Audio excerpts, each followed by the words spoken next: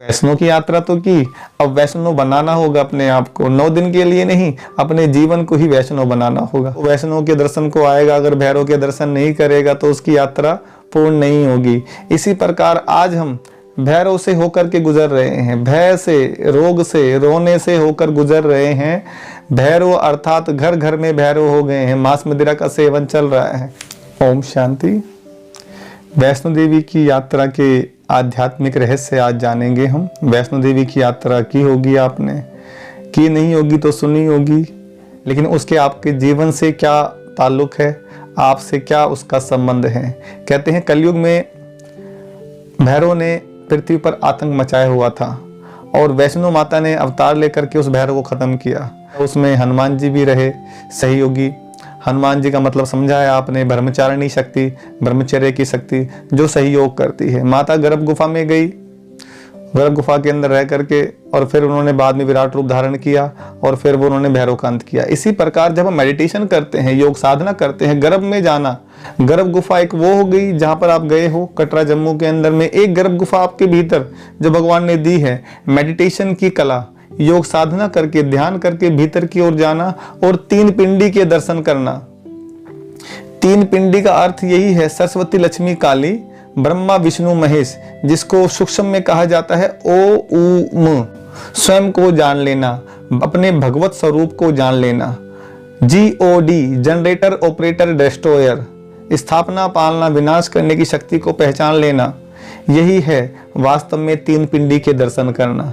जब आप अपने भगवत स्वरूप में आ जाते हो, नेचर के साथ तालमेल बिठा लेते हो, प्रकृति के साथ तालमेल बिठा लेते हो, तो नेचर फिर आपको छत्र देता है, परमात्मा की छत्र छाया आपके ऊपर हो जाती है। परम पिता, परम आत्मा, वो माता भी है, पिता भी है। वो माता बनकर के आपकी परवरिश करती है नेचर, ये प्रकृति, और परम पिता परमात्मा पिता बनकर के आपको सहयोग भी करते हैं, आपकी सुरक्षा करते हैं। तो हमें ये समझना होगा, गर्भ गुफा में तो गए, वैष्णो की यात्रा तो की, आज हम जो भैरव के धड़ से गुजर रहे हैं। कहते वैष्णो माता ने बताया कि अगर जो मेरे दर्शन को, वैष्णो के दर्शन को आएगा, अगर भैरव के दर्शन नहीं करेगा तो उसकी यात्रा पूर्ण नहीं होगी। इसी प्रकार आज हम भैरव से होकर के गुजर रहे हैं, भय से, रोग से, रोने से होकर गुजर रहे हैं। भैरव अर्थात घर घर में भैरव हो गए हैं, मांस मदिरा का सेवन चल रहा है, घर में कलह कलेश है, घर घर में बीमारियां हैं, चारों ओर फैली हुई हैं। क्योंकि ऋषि मुनियों ने कहा है जैसा अन्न वैसा मन, जैसा पानी वैसी वाणी।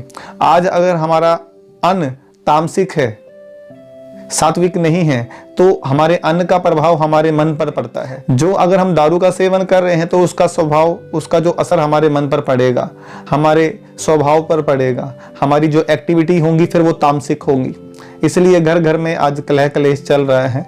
हमें 9 दिन के लिए वैष्णो नहीं बनना है, अपने जीवन को ही वैष्णो बनाना है। अगर वैष्णो माता को मानते हो आप तो। हम सतयुग त्रेता में वैष्णव थे, शुद्ध शाकाहारी थे, दिखाया गया है, ग्रंथों में भी लिखा हुआ है। और द्वापर कलयुग के अंदर इस भैरव का राज्य हुआ है। कलयुग के अंदर चारों ओर आज भय और रोग फैले हुए हैं, घर घर में भैरव हो गए हैं। अब जब भैरव का शीश कटे, भैरव भी पूजनीय बन जाए। शीश कटना माना क्या, गला नहीं काटना किसी का, ना अपना काटना है, समर्पण करना है शीश को।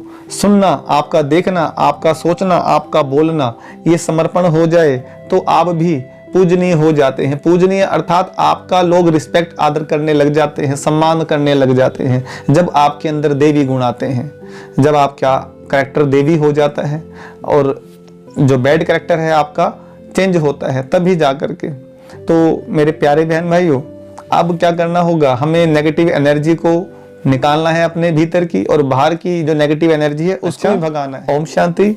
अगर आपको वीडियो अच्छी लगी तो इसको शेयर कीजिए और चैनल को सब्सक्राइब कीजिए ताकि आपको आगे भी ऐसी वीडियोस मिलती रहें। ओम शांति।